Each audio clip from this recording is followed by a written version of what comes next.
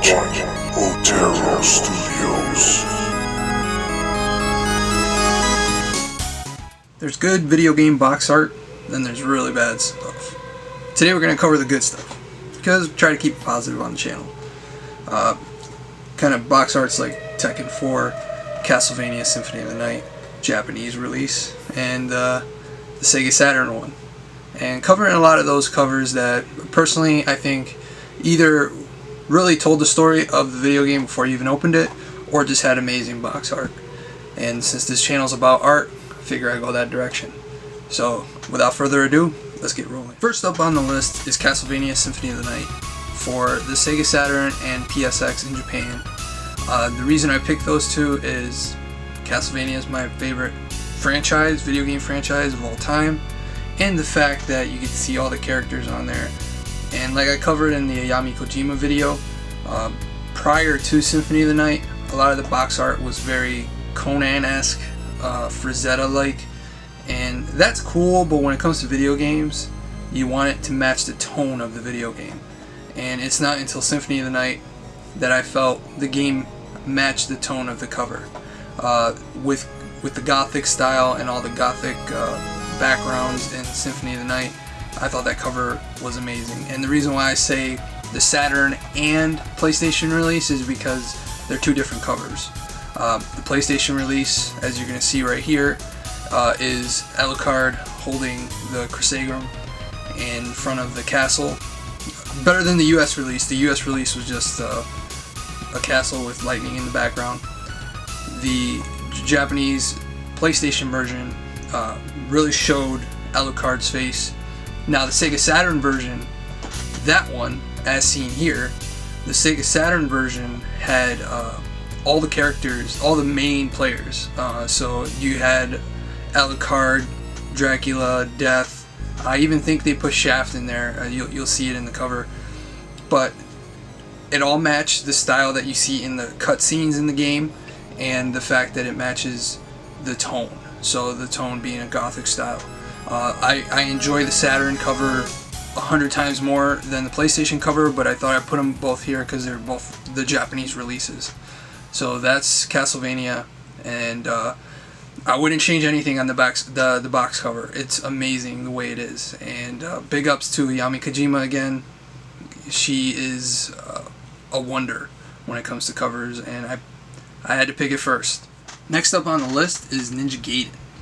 The Ninja Gaiden series for the NES, out of all the box art, because during that age of NES, a lot of the games had hand-painted styles, so I can never knock the NES for that. My main gripe was just how dull the games were until I played Ninja Gaiden. Ninja Gaiden was hard, it was fun, and the music, still some of the best video game soundtrack that I've listened to today, even with now orchestral.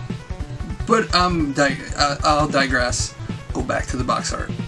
So this one is actually hand painted, and you can tell just from the textures on the arms. And Hayabusa, you see it's a ninja and the city's on fire, pretty much explaining the storyline.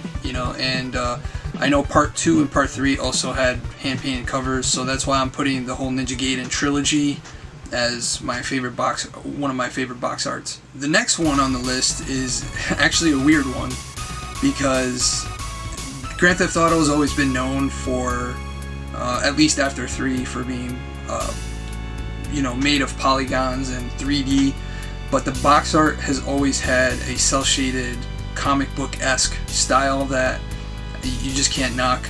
From Grand Theft Auto 3 to Liberty City, San Andreas, 4, and then even the recent one, 5, still has that hand-drawn style. And to the point, it was so realistic in 5 that there was some lawsuits between likeness of people. So I had to put it on the list, and I'm going to put the whole next-gen and last-gen Grand Theft Autos as one. I'll show the covers right here. But if you ever get a chance to find a sealed copy or a complete in-box copy of 4, 3, or Liberty City, not just the box art itself, but inside the manuals have amazing art. You get a map of the city. I had to put it in some of my favorite video game box art. Now for the role reversal. Borderlands, which is known for its 2D art style in a 3D world, has amazing box art that looks somewhat realistic. And the cover for 1, 2, and the newest cover 3, I fell in love with that art style, and it's very close to the way I draw. I draw really gritty with a lot of heavy lines, and I'm a big fan of the very first cover with Psycho, shooting himself in the head, because I thought it was a fun play on a lot of the shooters that were coming out at that time, which it was just one character in the front and not really doing anything. So I thought it was funny that it's showing a character from the game, and it set the tone for the game too, because the psychos run rampant in that game, and you're constantly fighting them. And from the cover, you can tell, oh, these guys are crazy. And I remember first seeing the cover, I bought it used at a closing Blockbuster a long time ago. And I just, the whole time I'm staring at the box art, and I love the look of the game, and it's stuck with me since then. Moving on to one of my favorite genres is fighting games. And first one on the list is going to overtake Street Fighter, which is also on the list, but Tekken 4, out of all the box arts, is my favorite.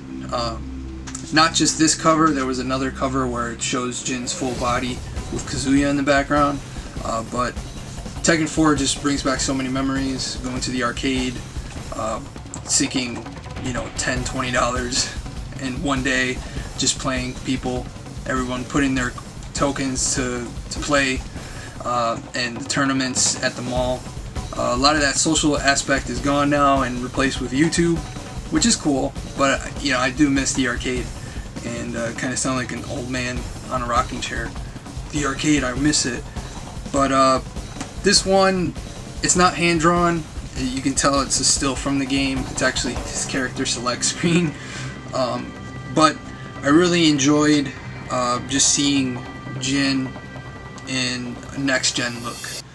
We got somewhat of a next-gen look at the time in Tekken Tag, but Tekken Tag was kind of like the in-between generations, because it had a lot of Tekken 3 assets, just with beefed up graphics.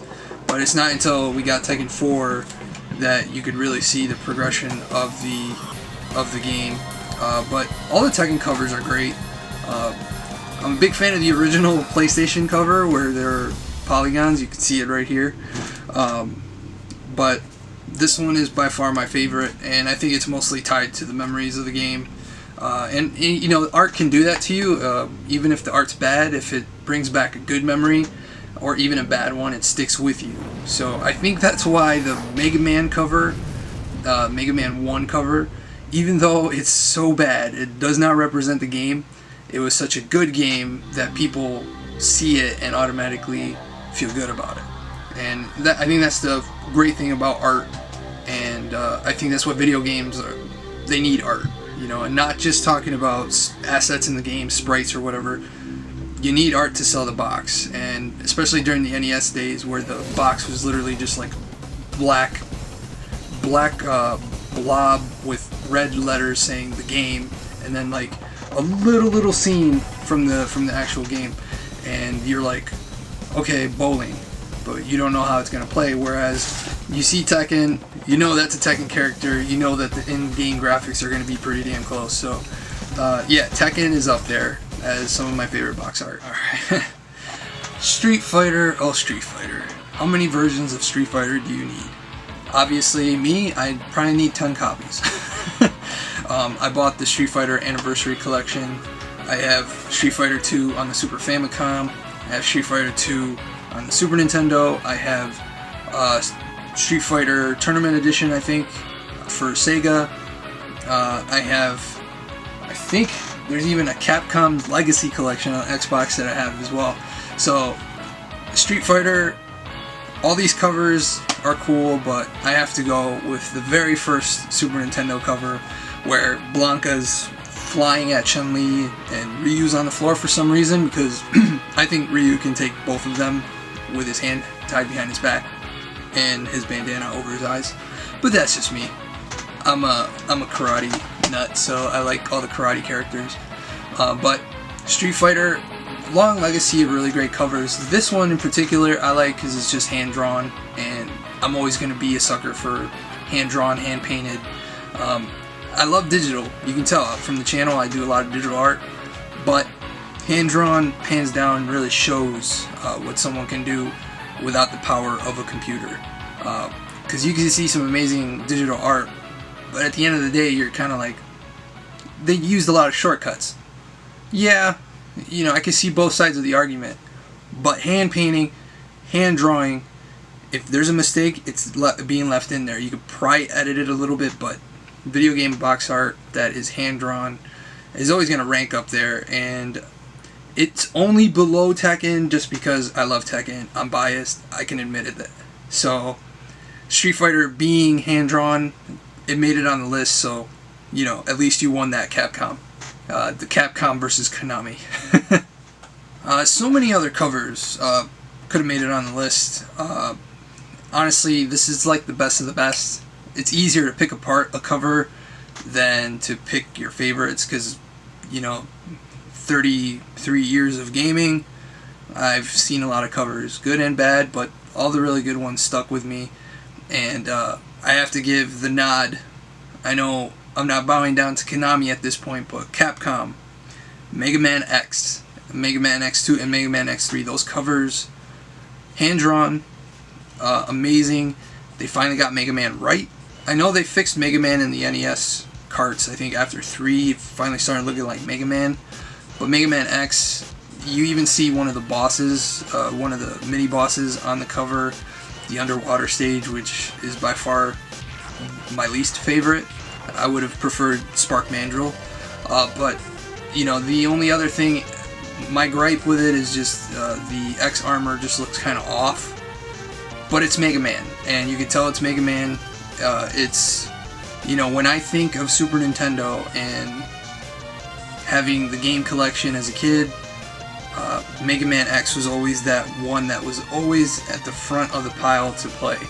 You know, it was always that, or Metroid, or Castlevania 4, just constantly being flipped around. So that cover has always stuck with me. At the time, we took really good care of the games and kept those cardboard boxes. Not so much anymore. All that's left is these carts now. You know, if you did take really good care of them until adulthood, kudos to you. Just constantly moving around and moving in places, things get destroyed. So at least I'm happy that, you know, DVDs and video games now have plastic with plastic, so they last longer. They're gonna start deteriorating too, you know, but kind of a bummer that I don't have the box art, but at least you can see the picture right here. Thank you so much for watching. Next time I hope to deconstruct the covers a little bit more. This was more just kind of like my favorites, but I'm hoping to make it like a weekly thing where I take a box art I really like, kind of deconstruct it in a positive way. You know, I'm not knocking any artist out there, so we'll just look at some of the nitpicks like Mega Man X. So thank you so much for watching, and I hope you enjoyed this kind of quick rundown of box art from video games. And let me know in the comments down below what was your favorite box art. I always love to hear, and even maybe see ones that I'd never heard of. I know Japan is crazy with box art. You know, I see some of these trip to Japan videos at these video game stores, and the box art is just amazing. So I'd love to hear what you guys have to say, and as always, don't forget to keep it over 9,000. Take care.